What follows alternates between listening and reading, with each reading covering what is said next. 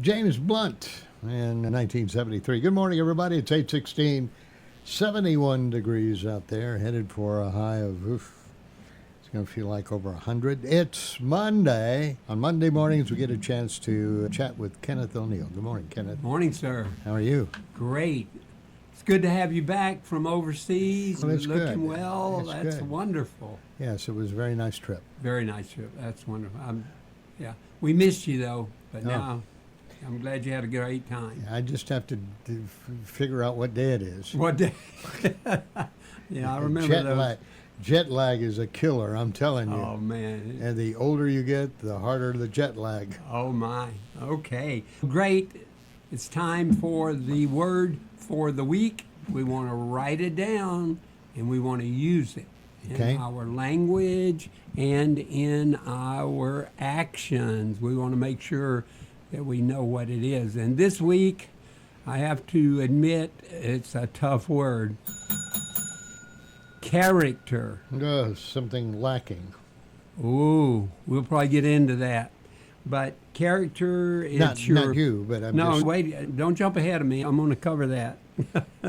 It is the mental and moral qualities that are distinctive to an individual person, and it represents the sum of. All right, in other words, character is the umbrella, but it's the sum of a person's values, virtues, their ethics, and their behavior. So all of that consists of your character. It is really who you are when no one is watching. Who are you? And so it's a blend of integrity, honesty, responsibility, courage, and compassion. And all of this is consistent, and as I like to say, it's a focused life with intentionality.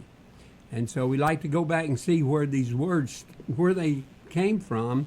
And character, started with like a stamp or a mark, an engraved mark, an imprint back in the old days when it first started. Did you get a tattoo or what?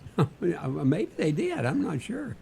But it was later, after being stamping or an engraved mark, it was adopted, and it meant a distinctive mark or a distinctive sign. And then in the 14th century, as in the English, we started looking at it from marking a person, all right, marking who that person is, character, who are you, and, integrity and all the things that we just talked about.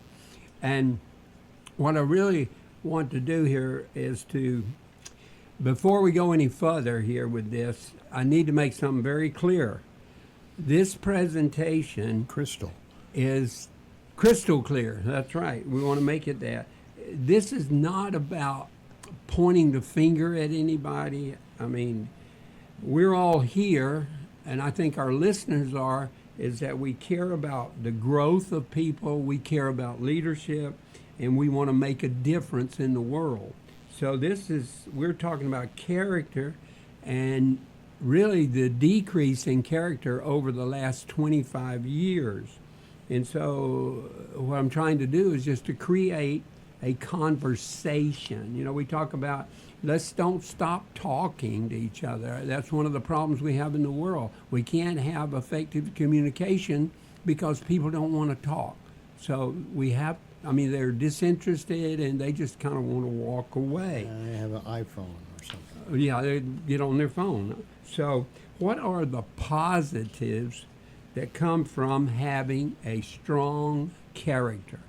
All right. What happens is when you have a strong character, your confidence level is high, and then you earn confidence and respect from other people. So you have trustworthiness. Decisions, when they align with your values, even when you're under pressure, if you do the right thing. We go back to, you remember during Watergate, a long time ago? It seems like it gets further and further away. I wonder why. The world is going so fast. But in the guy that was actually in charge of distributing the money to the people that broke in, they had him on the witness stand, and they asked him, they said, did you ever think that what you were doing might not be right?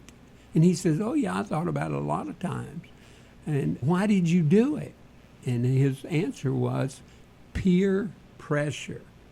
So the consistency of values aligning with your decisions. All right? So that's the pressure you get under, but you've got to do it consistently and do the right thing. You get a positive influence from being a person of character. You inspire and you uplift other people by being a great example. You know, we talk about parents, you know, they want to be great examples for their children.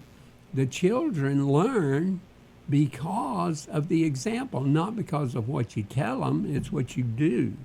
And then through having great character, you build lasting relationships, you have great opportunities, and then we can continue on of growing our legacy.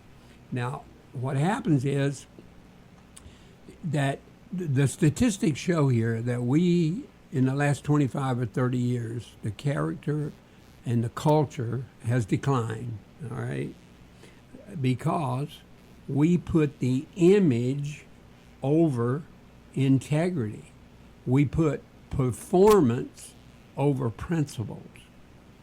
Social media has made public reputation more visible, but sometimes, and probably most of the time, it's not authentic, and people, their appearances on social media, rather than living consistent values. And a lot of times we have these driven matrix that come, we got to get the bottom line, we got to make that profit. And so it just overshadows virtue. We go back here and talk about, remember Enron? What they were trying to do is to create a great value in a public company, and what did they do? They cheated on their financial statement. And Kenneth Lay, who was the chairman of the board there, was on the Continental magazine on the airplane, and they said, this is a man of integrity, which it was not, but that was the reputation that they portrayed for him, trying to build him to be the best businessman in the world or something. That was his kind of ego and the thing he wanted. So there's plenty of evidence for the last 25 years there's been an erosion in shared moral standards, especially in our public discourse, in talking about it, because of relativism is one of the words. And that's the idea that truth is subjective, and that has totally weakened our moral absolutes. What do we actually believe and what do we actually stand for? And the media, the technology have exposed us to more and more moral ambiguity and the normalization of unethical behavior. You know, there was a great book, and I can't remember the name of the book or who wrote it, but it was about John F. Kennedy. And, you know, when he came on the scene and became president and everything, I was so excited about him being president. But then later on, when that book came out, his morality was very low about the things that he did. And today, we have a lot of faith-based groups that are working, and they're trying to create a model stronger character. And character itself is not gone, it's still here. But character is being challenged. It's being challenged. So as I wrap up here, just like I want everybody to know, we're not pointing the finger at anybody or trying to create a triangle or drama here, but this conversation that we've just had here on character and moral change it's for the past to bring it, because we should learn from our past. But we're not really trying to criticize the present. We just want to get this out for people to talk about and recognize that we do have challenges. But we as leaders, we face these opportunities that are given us to display the proper character and do the right thing. So we all have influence. You have a great deal of influence, but each of us can model those values. And the one guy that I go back to, George Washington, look what he did with his character. Okay, 2 terms, he stepped down. He said no. I mean, they wanted him to keep running, keep being. In fact, there were people that wanted to make him a king. But with his character, he said, nope, 2 is enough. And then, after the war was over, he stepped down by giving up his commission as the general. He stepped down and did it. And there's a lot of people out there that have great character over the years that we've known, Martin Luther King and all of. But the thing I want people to understand is we talk about these words, and we really want to put them to action. So when you're by yourself and you're reflecting, I mean, what are you thinking about, or what are you planning to do? You know, be that right person. And as a lot of people say today, can you do the next right thing? The next right thing. Hopefully that's what you strive for. That's right, yeah. And I think, and that's what I want them to get out of this. I don't want them to think that we're beating them up for it. The right thing. Do the right thing. That's right. As opposed to what you'd like to do necessarily is what, you've got to do the right thing. Not whether it's pleasing or whether it's easy or whatever the case may be.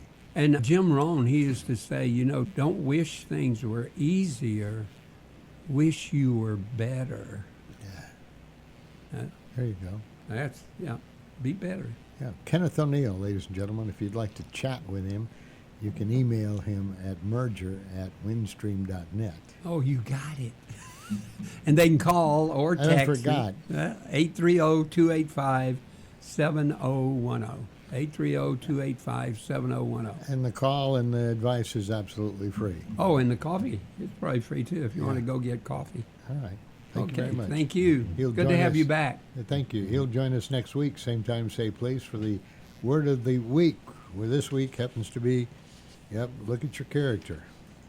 The only way to ensure That's the good. quality of your drinking water is to have it tested at a certified laboratory. The Upper Guadalupe River